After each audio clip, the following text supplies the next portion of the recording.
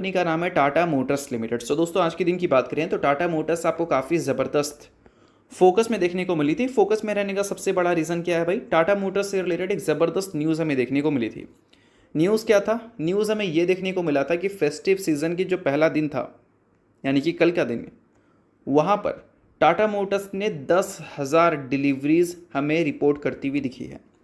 अब 10,000 डिलीवरीज बोल सकते हैं काफ़ी सारे लोग को शॉक नहीं करेगा, बट शॉक करना चाहिए, क्योंकि अगर हम बात करें अगस्त के महीने के सेल के बारे में तो टोटल जो कंपनी ने डोमेस्टिक लेवल पे पैसेंजर व्हीकल की जो सेल की थी वो 44,142 यूनिट का था पूरे महीने में।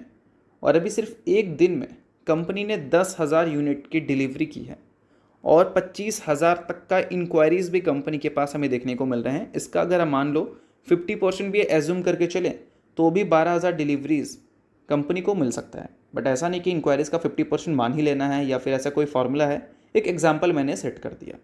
बाकी इसके अलावा दोस्तों अगर हम बात करें तो टाटा मोटर्स की तरफ से और भी स्टेटमेंट्स हमें देखने को मिली कि नवरात्रि का जो पहला दिन था वहाँ पर कंपनी ने 10,000 डिलीवरीज रिपोर्ट की है, 25,000 से ज़्यादा इंक्वायरीज़ कंपनी के पास है।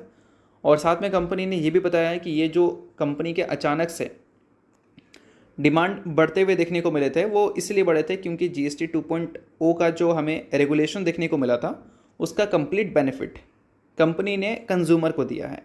और इस वजह से बोल सकते हैं कि GST कट होने की वजह से SUV के जो रेट्स हैं वो कस्टमर्स को काफ़ी ज़्यादा अट्रैक्ट कर रहे हैं क्योंकि उनको बेनिफिट मिल रहा है। और साथ में टाटा मोटर्स खुद का भी डिस्काउंट दे रही है, तो बोल सकते हैं कि जो GST का डिस्काउंट था वो एक अलग था, बट खुद का डिस्काउंट मिलाकर अप टू 2 लाख तक का ऑफ कंपनी दे रही है कंज्यूमर को।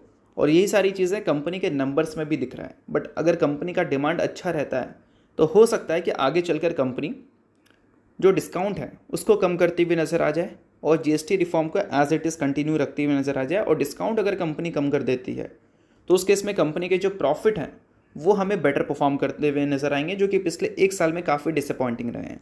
बट वो तभी पॉसिबल है जब कंपनी के इंक्वायरीज अच्छे रहेंगे और कंपनी के डिलीवरीज अच्छे रहेंगे।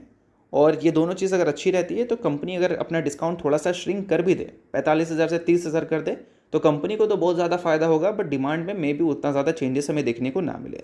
तो इन सारी चीज़ों को नोट कर लेना है क्योंकि काफ़ी इंपॉर्टेंट चीज़ें थी, बट सभी चीज़ें सिर्फ एजुकेशन पर्पज़ के लिए, तो इसको रिकमेंडेशन मत समझना।